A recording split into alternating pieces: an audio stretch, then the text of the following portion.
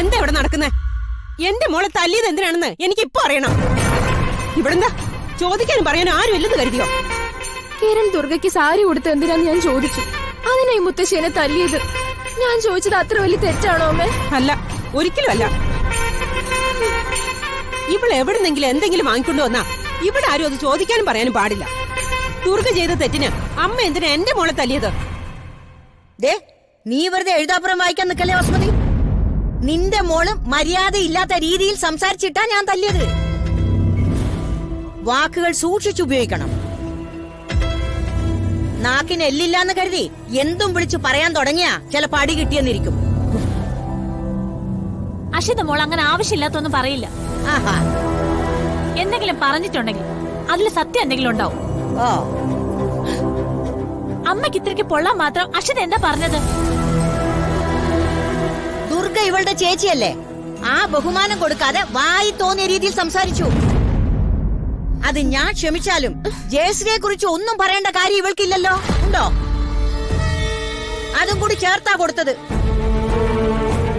തെറ്റ് ചെയ്താ ശിക്ഷിക്കണം, അല്ലാതെ കൊഞ്ചിക്കല്ല വേണ്ടത്. അതിന് നീയൊക്കെ കൂടി എന്നെ കടിച്ചു കീറാൻ വന്നാ ഞാൻ നിന്ന് തരുന്നു നീ കരുതണ്ട. മുത്തശ്ശിയല്ലേ തല്ലിയത്? അതിത്ര വലിയ ഇഷ്യൂ ആക്കേണ്ട കാര്യമൊന്നുമില്ല. മുത്തശ്ശിയല്ലേടാ തല്ലിയത്? തല്ലുകൊണ്ട നിനക്കല്ലല്ലോ. വേദന എടുത്ത ആൾക്ക് അതിന്റെ വിഷമം മനസ്സിലാവും. എല്ലാത്തിനും കാരണം ഇവിടെ ഒറ്റ ഒരുക്കിയാ. തൊട്ടുപോകരുത്. എല്ലാം ചെയ്തു വെച്ചിട്ട് മിണ്ടാൻ നിൽക്കുന്ന കണ്ടില്ലേ?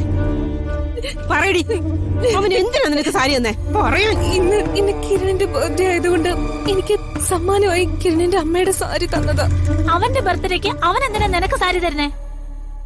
അത് തന്നെയാ ഞാനും ചോദിച്ചത്. നിന്റെ തള്ളയായിട്ട് ആവശ്യത്തിൽ കൂടുതൽ ചീത്തപ്പേര് കുടുംബത്തിൽ ഉണ്ടാക്കി വെച്ചിട്ടുണ്ട്. അത് പോരാഞ്ഞിട്ടാണോ നീയും തുടങ്ങിയിരിക്കുന്നത്? വസുമതി, ഒന്ന് നിർത്ത്. നിർത്തിയിട്ട് എന്തിനാ? നിങ്ങൾ ചോദിക്കേണ്ട കാര്യങ്ങളാ ഞാനിപ്പോ ചോദിച്ചോണ്ടിരിക്കുന്നത്. അത് മനസ്സിലാക്കാതെ സംസാരിക്കല്ലേ? അമ്മ, ഈ ദുർഗയുടെ പോക്ക് ശരിയല്ല. ഇവളും കിരണും തമ്മിൽ എന്തൊക്കെയോ ബന്ധമുണ്ട്. അല്ലെങ്കിൽ പിന്നെ ഇപ്പൊ എങ്ങനെ ഒരു സാരി കൊടുക്കേണ്ട ആവശ്യമുണ്ടോ? അഷിതേ, വെറുതെ ഇല്ലാത്തത് പറയരുത്. കിരൺ എന്റെ നല്ലൊരു ഫ്രണ്ട് മാത്രം. ഞാൻ വെറുതെ പറയുന്നൊന്നുമല്ല. പെണ്ണുങ്ങളുടെ പേരിൽ ആണുങ്ങളുടെ നമ്പർ സേവ് ചെയ്യുന്നതും ഒളിച്ചും പാത്ത് നിന്ന് കോൾ ചെയ്യുന്നതൊന്നും ഞാനല്ല. ഇവളുടെ ഫോൺ വാങ്ങി ചെക്ക് ചെയ്ത് നോക്കിയാ അപ്പൊ കാണാം അതിൽ എന്തൊക്കെയുണ്ടെന്ന്. നിന്റെ ഫോണിങ് താടി.